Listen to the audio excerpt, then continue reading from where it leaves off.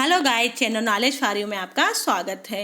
Last video में हमने देखा था France becomes a constitutional monarchy, जिसमें हमने यह देखा था कि जो किंग है उसकी पावर को क्या कर दिया गया था, डिवाइड कर दिया गया था। किस में डिवाइड कर दिया था? लेजिस्लेचर, एग्जीक्यूटिव एंड जुडिशरी में डिवाइड कर दिया गया था। और डिवाइड करने के बाद अब आगे क्या हुआ था, तो चलिए उसे हम इस वीडियो में समझ लेते हैं। तो इस वीडियो में हम देखेंगे France abolish monarchy and becomes a republic. तो इसमें हम देखेंगे कि किस तरीके से जो फ्रांस है उसमें मोनार्की को पूरी तरह से जड़ से खत्म कर दिया गया और बिकम्स आ रिपब्लिक, किस तरीके से गणतंत्र की स्थापना की गई है। The situation in France continued to be tense during the following years. अब क्या था कि जो फ्रांस था उसकी जो कंडीशन थी वो कैसी थी, जो सिचुएशन थी वो कैसी थी, कंटिन्यूड टेंशन वाली ही थी। क्यों थी टेंशन वाली? क्या प्रॉब्लम्स थी? अब तो सब कुछ सही हो जाना चाहिए था, लेकिन नहीं। एक्चुअल जो राजा था, जो किंग था, उसने अपनी पावर को अपने मन से तो डिवाइड नहीं किया था, उससे तो जबरदस्ती उसकी पावर को छीन लिया गया था। तो वहाँ का जो राजा था और राजा से जुड़े हुए जो लोग थे, है ना, मतलब जो किंग था और जो उसके मिनिस्टर थे, वो सभी कैसे थे? टेंशन में थे, बड़े चिंतित में थे, है ना, बड़े तनावपूर्ण थे। तो अब वो क्या कर रहे थे? तो although Louis XVI had signed the constitution, he entered into secret negotiation with the king of Persia. तो जो लुई 16 थे तो उन्होंने कॉन्स्टिट्यूशन में साइन तो कर दिया था, अपनी खुशी से नहीं किया था, है ना। संविधान में उन्होंने साइन तो कर दिया था, उन पर प्रेशर डाला गया था, उस प्रेशर के चलते उन्होंने क्या किया, उस पर साइन कर दिया। लेकिन वह मन ही मन अंदर ही अंदर क्या कर रहे थे, वो कुछ सीक्रेट प्लान कर रहे थे। क्या सीक्रेट प्लान कर रहे थे और किसके साथ कर रहे थे? तो secret negotiation with the king of Persia. तो जो उनके पड़ोसी राजा थे, पड़ोसी राजा जो पर्शिया के राजा थे, उनके साथ उनकी गुप्त वार्ता चल रही थी। Rulers of other neighboring countries too were worried by the developments in France and made plans to send troops to put down the events that had been taking place there since the summer of 1789. तो जो rulers थे, जो शासक थे, किसके शासक? France के जो पड़ोसी देश थे, नेबरिंग कंट्रीज थी, तो उनको बड़ी वरीड हो रही थी, बड़ी चिंता हो रही थी। किस बात की चिंता हो रही थी? कि जिस तरीके से फ्रांस में हुआ है ना, जो घटना फ्रांस में घटी हुई है, वो वहाँ के किंग की पावर को क्या कर दिया गया, डिवाइड कर दिया गया है। तो कहीं ऐसा तो नहीं हमारे साथ भी ऐसा हो? तो इस तरीके की वरीड उनको हो रही थी। तो अब क्या कर रहे थे, जो पर्सिया के किंग थे, ऑस्ट्रिया के जो किंग्स थे, है ना, तो इनने क्या किया, फ्रांस के किंग के साथ मिलकर प्लानिंग किया कि हम क्या करेंगे, हम 1789 समर में, है ना, अपनी ट्रूप्स को क्या करेंगे, वहाँ पर फ्रांस भेजेंगे, वार होगा। जो नेशनल असेंबली है, जिसने ना क्या कहते हैं, फ्रांस के जो किंग हैं उनकी पावर को डिवाइड किया है, उसको हम हटाएंगे, है ना, हटाने में उनकी मदद करेंगे। तो इस तरीके की प्लानिंग चल रही थी। Before this code happen, the national assembly voted in April 1792 declare war against Persia and Austria. ठीक, इस तरीके की प्लान चली। ऑस्ट्रिया, पर्शिया और फ्रांस के राजा ने मिलकर ना प्लानिंग किया, लेकिन उनकी जो प्लानिंग है वो सक्सेस होती, वो सफल होती, उससे पहले ही नेशनल असेंबली ने अप्रैल 1792 में डिक्लेयर कर दिया। क्या डिक्लेयर कर दिया? वार। किसके अगेंस्ट? पर्शिया और ऑस्ट्रिया के अगेंस्ट है। मतलब नेशनल असेंबली को पता चल गया कि राजा क्या कर रहा है, प्लानिंग कर रहा है कि नेशनल असेंबली को हटाना है। अब नेशनल असेंबली ने राजा युद्ध करना शुरू करता, उससे पहले ही नेशनल असेंबली ने declare war against Persia and Austria. Thousands of volunteers turned from the province to join the army. हजारों वॉलेंटियर्स जो थे, 1000 वॉलेंटियर्स ने क्या ज्वाइन कर लिया, आर्मी को ज्वाइन किया। This as a war of the people against kings and aristocracy all over Europe. वो क्या चाह रहे थे? वो चाह रहे थे कि अब हमें मोनार्की नहीं चाहिए, हमारे देश से टोटल मोनार्की हट जाए, राजतंत्र हट जाए, जो कुलीनों का शासन चल रहा है वो पूरी तरह से हट जाए।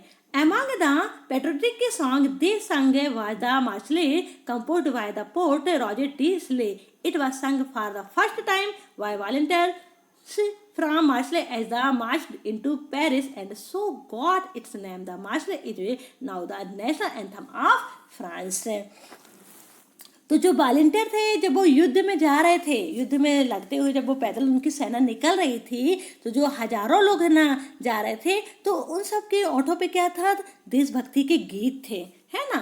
अब एक जो कवि हैं रॉजर दी इसले, तो रॉजर दी इसले के द्वारा एक सॉन्ग कंपोज किया गया जिसे मार्शले कहा जाता है। और फर्स्ट टाइम वॉलंटियर्स ने मार्शले को क्या किया था, march into the Paris in and so got its name. तो उन्होंने मार्च करते हुए इस सॉन्ग को गाया और ये जो सॉन्ग है इतना फेमस हो गया कि आज जब फ्रांस में जो फ्रांस का जो नेशनल एंथम है वह ये मार्शले ही है। ये जो मार्शले है वह फ्रांस का क्या है, आप नेशनल एंथम है। The revolutionary was brought losses and economic difficulties to the people while the men were away fighting at the front. Women were left to cope with the task of earning a living and looking after their families. Large section of the population were convinced that the revolution had to be carried further as the Constitution of 1791 gave political rights only to the richer section of society. अब public क्या हुई थी, जो man लोग थे वो कहाँ चले गए, वो तो सारे फाइटिंग में चले गए ना, युद्ध में चले गए। अब युद्ध में चले गए तो घर में उनके बच्चे बची, उनकी वाइफ बची, बूढ़े माता पिता बचे, तो इन सब की देखभाल कौन करेगा, इन सब की देखभाल अब वीमेंस के ऊपर आ गई। मतलब घर की पूरी जिम्मेदारी और साथ में रोजी रोटी जो होती है, मतलब घर जब कुछ कमाने जाएंगे, कुछ मनी अर्न करेंगे तब तो घर चलेगा ना। तो घर की जिम्मेदारी के साथ साथ कमाई करने का जो जरिया था वो सारा किसके ना कंधे पर आ गया, वो वीमेंस के हिस्से में आया, उनके कंधों पर आया। मतलब उनको क्या करना था, अब अपने उनका क्या काम हो गया था महिलाओं का, task of earning a living and looking after their family. ठीक, उन्हें अपनी फैमिली को भी देखना था, घर परिवार भी देखना था और क्या करना था, उनको अर्निंग भी करनी थी, पैसा भी कमाना था। Large section of the population were convinced that the revolution had to be carried further as the Constitution of 1791 gave political rights only to the richer section of society. तो जो फ्रांस की पॉपुलेशन थी, उस France की population में बहुत बड़ी मात्रा में, बहुत बड़े लार्ज सेक्शन में लोग सोचते थे कि अब ये जो लड़ाई चल रही है, जो युद्ध शुरू हुआ है, जो क्रांति शुरू हुई है, इस क्रांति को कंटिन्यू रखना है।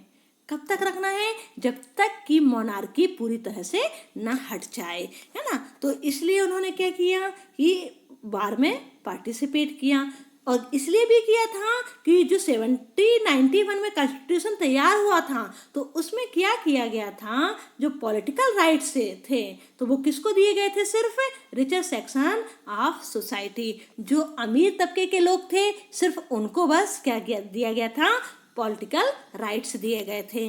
गरीब लोगों को इसमें कोई भी राइट प्रदान नहीं किए गए थे। Political clubs become an important rallying point for people who wish to discuss government policy and plan their own forms of action. The most successful of these clubs was that of the Jacobins, which got its name from the former convent of Saint Jacob in Paris. Women too, who had been active throughout this period, formed their own clubs.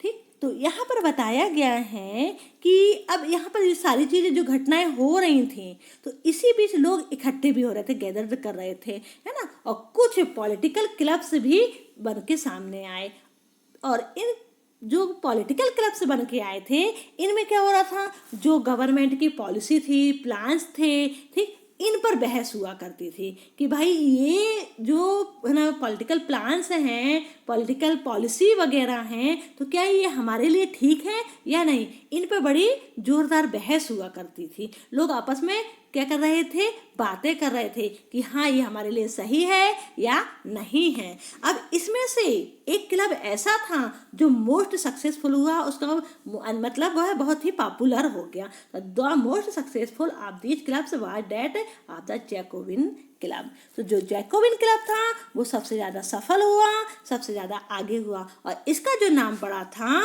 वह Saint Jacob in Paris थे, जो भूतपूर्व convent of Saint Jacob थे, उनके नाम पर इस club का नाम पड़ा।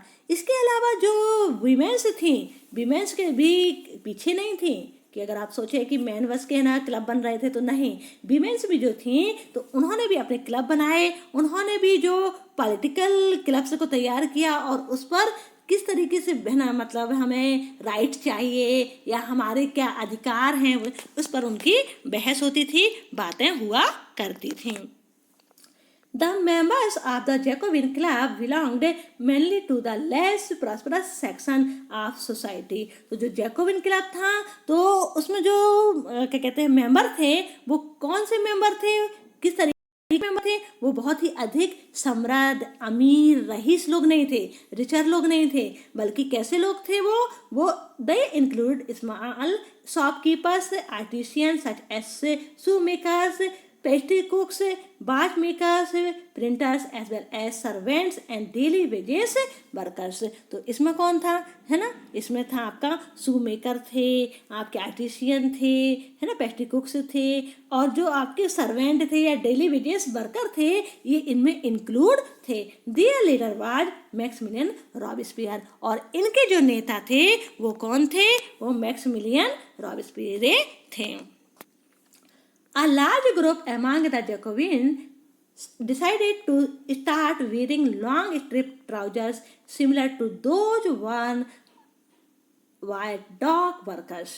तो जो जैकोबिन क्लब के लोग थे तो उसमें एक बड़े क्लास लोग, बड़े लोग, मतलब उन्होंने क्या सोचा, a large group among the Jacobin उन्होंने डिसाइड किया कि हम क्या करेंगे, लॉन्ग स्ट्रिप ट्राउजर है उनको पहनना शुरू करेंगे, है ना। और ऐसा क्यों सोचा उन्होंने, ऐसा इसलिए सोचा था, this was to set themselves apart from the fashionable section of society, especially nobles who wore knee breeches. It was a way of proclaiming the end of the power wielded by the wearers of knee breeches। तो actual क्या था कि जो Jacobin club के लोग थे तो उन्होंने उनका एक बड़ा वर्ग था, एक बड़ी क्लास ने क्या सोचा, है ना, बहुत सारे लोगों ने क्या सोचा कि हम एक अलग से ड्रेस बनाते हैं ताकि हमारी पहचान कैसी हो, अलग से हो, ठीक है। तो उन्होंने लॉन्ग स्ट्रिप ट्राउजर को चूज किया। लॉन्ग स्ट्रिप ट्राउजर जो था तो वो क्या था, डॉग वर्कर्स जो हुआ करते थे वो पहना करते थे, है ना। तो उस तरीके का उन्होंने चूज किया कि हमारी ड्रेस भी इस तरीके की होनी चाहिए, और इसलिए उन्होंने इस तरीके का डिसीजन लिया क्योंकि उस समय जो उनकी सोसाइटी थी, फैशनेबल सोसाइटी थी, तो स्पेशली कौन, नोबल्स थे, है ना। तो वो नी ब्रीचेस, तो वो क्या करते थे, वो है ना आपके जो नी तक थे, मतलब है ना नी के नीचे तक के जो ब्रीचेस थे वो पहना करते थे, ठीक, घुटने के नीचे तक का ब्रीचेस पहना करते थे, कौन, जो आपके नोबल्स थे। तो अब इन नोबल्स से खुद को अलग करने के लिए उन्होंने ये डिसाइड किया था कि हम भी क्या करेंगे कि लॉन्ग स्ट्रिप ट्राउजर को वियरिंग करेंगे, पहनेंगे। तो यहाँ पर आप देख सकते हैं कि किस तरीके की उनकी ड्रेस थी, उनकी वेशभूषा थी। इस तरीके के देख रहे होंगे आप कि यहाँ पर लॉन्ग स्ट्रिप ट्राउजर दिया हुआ है, ठीक। तो इस तरीके से उन्होंने डिसाइड किया, और डिसाइड क्यों किया था, this was to set themselves apart from the fashionable section of society, especially noble who wore knee breeches। It was a way of proclaiming the end of the power wielded by the wearers of knee breeches। तो इस तरीके से हम देख सकते हैं इन्होंने इस तरीके की वेशभूषा, ड्रेस को चूज किया है। These Jacobins came to be known as the sans-culottes, literally meaning those without knee breeches। Sans-culotte men wore in addition the red cap that symbolized liberty. Women, however, were not allowed to do so। तो यहाँ पर बताएं कि जो Jacobin club के लोगों ने इस तरीके के है ना जो ड्रेस पहनना शुरू किया वो तो ठीक था, तो इनको इस ड्रेस के कारण इनको क्या कहा गया, इनको कहा गया सॉकोलाट्स। तो सॉकोलाट्स क्यों कहा गया, इसका मीन्स था, इसका जो मीनिंग्स निकल के आ रहा था वो था दोज विदाउट नी ब्रेचेस, है ना। तो इसका मतलब था बिना घुटने वाले, है ना। जो क्यों वो कौन पहना करता था, नॉबल लोग पहना करते थे, तो उनके अपोजिट में दिखाने के लिए उन्होंने इस तरीके की ड्रेस को चूज किया था, इसलिए इनको सैंसकुलॉट कहा गया। और sansculotte man wore in addition the red cap, और साथ में क्या था, इन्होंने लाल रंग की टोपी भी पहनना शुरू कर दी। लाल रंग की टोपी, रेड कैप पहनना शुरू कर दी, क्यों, क्योंकि वह किसका प्रतीक था, वह लिबर्टी का प्रतीक था, स्वतंत्रता का प्रतीक था। लेकिन जो वीमेन थी उन्हें यह पहनने का अधिकार नहीं था, उन्हें इसे पहनने की अनुमति नहीं थी। In the summer of 1792, the Jacobins planned an insurrection of a large number of Persians who were angered by the short supplies and high prices of food. तो 1792 में जो समर में क्या हो रहा था कि जो फूड ग्रेन थे उनकी जो प्राइजेस थी वो क्या हो रही थी, बहुत ही ज़्यादा इंक्रीड हो रही थी, हाई प्राइजेस थी, है ना। उनकी जो सप्लाई थी वो भी क्या हो रही थी, कम हो रही थी। तो उन्होंने मतलब जो जैकोबिन क्लब के लोग थे तो उन्होंने क्या किया, जो पेरिसवासी थे उनको लेकर एक विशाल हिंसक विद्रोह की योजना बनाई। उन्होंने कहा कि हम क्या करेंगे, हम अटैक करेंगे। किस पर अटैक करना है, तो on the morning of August 10 they stormed the place of Tuilerius, massacred the king's guards and held the king himself as a hostage for several hours. तो उन्होंने 10 अगस्त को ट्यूरेलियर के महल पर हमला बोल दिया, अटैक कर दिया, और जो किंग के गार्ड थे उनको भी क्या कर दिया, मार गिराया, उनको मार डाला। और किंग को भी उन्होंने क्या किया, कई घंटों तक बांध के रखा। ठीक, later the assembly voted to imprison the royal family, और उसके बाद असेंबली ने उनकी जो फैमिली थी, जो रॉयल फैमिली थी, उन्हें क्या किया, जेल में डाल दिया। इलेक्शंस वर हेल्ड, और नए चुनाव कराए गए। From now on all main of 21 years and above regardless of wealth got the right to vote। और 21 ईयर से जो एवब थे उन सभी मैन को, चाहे उनके पास वेल्थ हो या ना हो, है ना, मतलब संपत्ति हो या ना हो, सभी को वोट देने का राइट दिया गया। पहले क्या होता था कि पहले ये था ना कि जो 3 दिन तक का 3 डेज तक का वेजेस टैक्स के रूप में पेड करता था उसे ही वोट करने का राइट था। लेकिन अब यहाँ पर क्या किया गया, नेशनल असेंबली के द्वारा कहा गया कि जो 21 ईयर से एबव है ना, 21 से जो बड़ा है, तो उन सबको राइट टू वोट देने का अधिकार मिल गया। The newly elected assembly was called the convention on 21 September 1792. It abolished the monarchy and declared France a republic. तो इस तरीके से जो नेशनल असेंबली थी, तो नेशनल असेंबली ने अपना नाम चेंज कर दिया और उसका नाम रखा कन्वेंशन। क्या नाम रख दिया, कन्वेंशन। अभी तक नेशनल असेंबली था, अब इसका नाम हो गया कन्वेंशन। और 21 सितंबर को उन्होंने मोनार्की को टोटल क्या कर दिया, खत्म कर दिया, है ना। और डिक्लेयर क्या किया गया, फ्रांस में रिपब्लिक को डिक्लेयर किया गया। As you know, a republic is a form of government where the people elected the government, including the head of the government. There is no hereditary monarchy. तो यहाँ पर जो गणतंत्र है, जो रिपब्लिक है, वह क्या है, रिपब्लिक जो है वह गवर्नमेंट का ऐसा रूप है जहाँ सरकार जो गवर्नमेंट है उसके प्रमुख का चुनाव करती है। और यह कैसा है, ये वंशानुगत है ना, ये वंशानुगत राजशाही नहीं है। इसमें क्या होगा, इसमें इलेक्शन होगा, इलेक्शन में चूज होंगे। Louis 16 was sentenced to death by a court on the charge of treason on 21 January 1793। तो लुई 16 जो थे, तो लुई 16 को क्या किया गया ट्रिजन मतलब देशद्रोह का चार्ज लगाकर कोर्ट के द्वारा उन्हें मौत की सजा सुनाई गई। ठीक, कब सुनाई गई? 21 जनवरी 1793। He was executed publicly at the place de la Concorde. The Queen Mary Antoinette met with the same fate shortly after.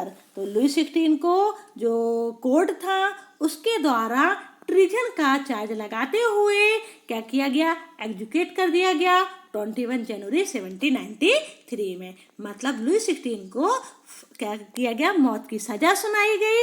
21 जनवरी 1793 को प्लेस डी ला कॉनकॉर्ड में उसे पब्लिकली क्या दे दी गई? फांसी दे दी गई। और ऐसा ही रानी मैरी एंटोइनेट के साथ भी हुआ। तो इस तरीके से हमने देखा कि फ्रांस में जो मोनार्की थी वो टोटल क्या हो गई? खत्म हो गई। अब नेक्स्ट वीडियो में हम देखेंगे द रेन ऑफ टेरर। तब तक के लिए आप सभी को मेरा नमस्ते।